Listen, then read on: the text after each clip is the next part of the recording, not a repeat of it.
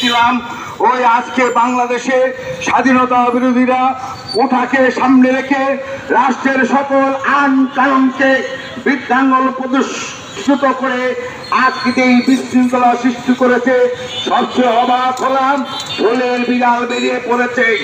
আমরা যেটা বলছিলাম, যারা মহান মুক্তিযুদ্ধে রক্ত দিয়ে এই বাংলার স্বাধীনতাকে অর্জন করে দিয়ে গেছে, তাদের সন্তানদের কোটার ব্যাপারে যারা দ্বিমত করে, বিরোধিতা করে, আর যাই হোক তারা কখনো বাংলার স্বাধীনতার বিশ্বাস করে এটি কোনো অক্ষর বিশ্বাস করা যায় না। প্রিয় বন্ধুরা আমার, আজকে আমি মদিয়া থানা আওয়ামী লীগের সাধারণ সম্পাদক উপস্থিত হয়েছে, তাকে ধন্যবাদ জানাই।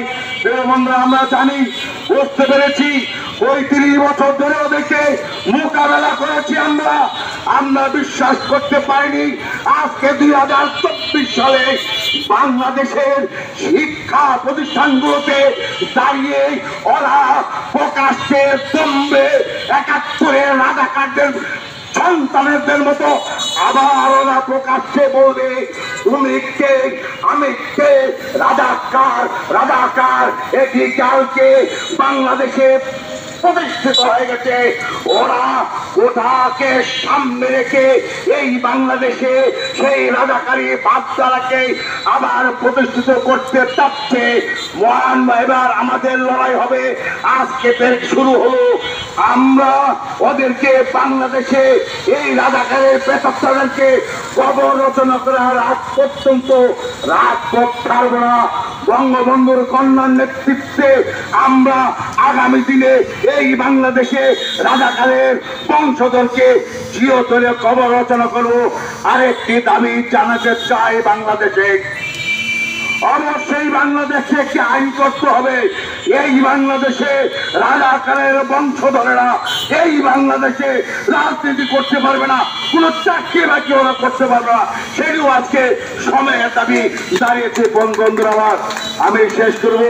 প্রিয় বন্ধুরা আমার, আমি সকলকে আহ্বান জানাই, প্রত্যেকটি অঞ্চলে আজকে ঐক্যবদ্ধভাবে ওদের বিরুদ্ধে আমাদের লড়াই সংগ্রাম জারি করতে হবে। প্রিয় বন্ধুরা আমার, আমি শেষ কথা বলছি, মহান মুক্তিযুদ্ধে আমাদের যুদ্ধ করার সুযোগ হয়নি।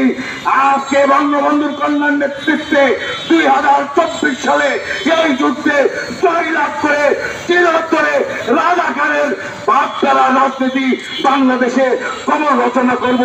এই হোক আজকের শপথ। জয় বাংলা, জয় বঙ্গবন্ধু, জয় হোক বাংলার মেয়রকে মানুষ। আল্লাহ হাফেজ। ধন্যবাদ। মুখলিসুর রহমান মিলন আমাদের মাঝে উপস্থিত হয়েছেন। বাংলাদেশ আওয়ামী লীগ রাজশাহী মহানগর শাখার মতিয়ার থানার সংগ্রামী সাধারণ সম্পাদক ওয়ার্ড কাউন্সিলর জনাব মোহাম্মদ আলাউদ্দিন হোসেন। প্রিয় নেতৃবৃন্দ,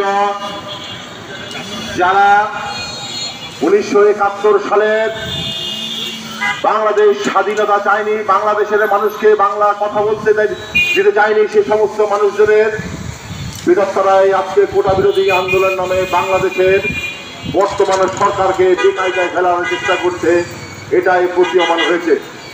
প্রিয় সমাবেশ, প্রিয় নেতৃবৃন্দ, আমরা প্রকাশ্যে বলে দিতে চাই, রাজপথে নেমে যদি বিশৃঙ্খলা সৃষ্টি করেন, বাংলাদেশে যদি অরাজক পরিস্থিতি সৃষ্টি করে বাংলাদেশকে যদি